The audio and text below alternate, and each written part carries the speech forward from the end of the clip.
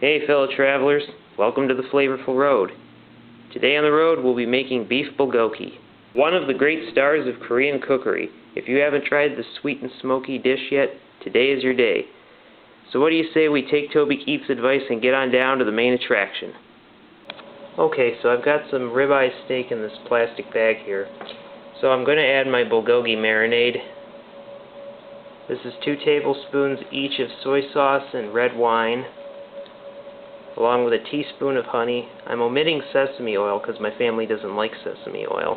Now I'm going to add some chopped up onions, garlic, and apple.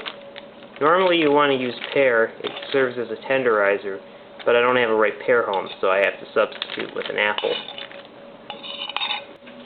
Now I'm going to let this marinate for a little while. Depending on the thickness of the meat you're using, the marination times will vary. If you want more information, go to savorysweetlife.com and look up Alice Cura's bulgogi recipe for more details. It's one of the best written recipes for bulgogi on the internet. And now that the marinating is done, it's time to cook. Last time I baked my bulgogi. Today we're going to follow a rule laid down by the great god of grilling, Stephen Reichland.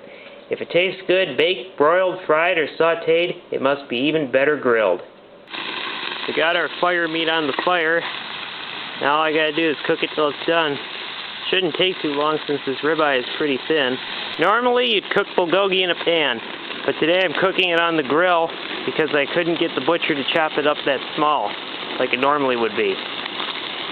Well, it's almost done. I'll see you back inside, and then we'll see how we did. And now, here's the bulgogi. Alright, let's just cut into this and see, as the great God says, how we did.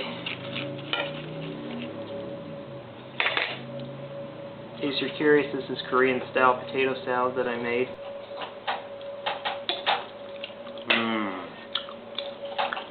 That's so good.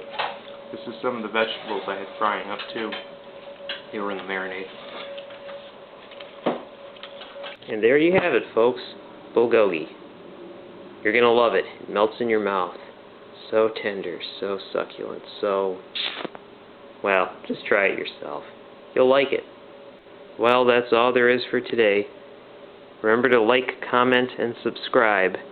And until I see you all again, remember, keep your shoes on. See you on the road!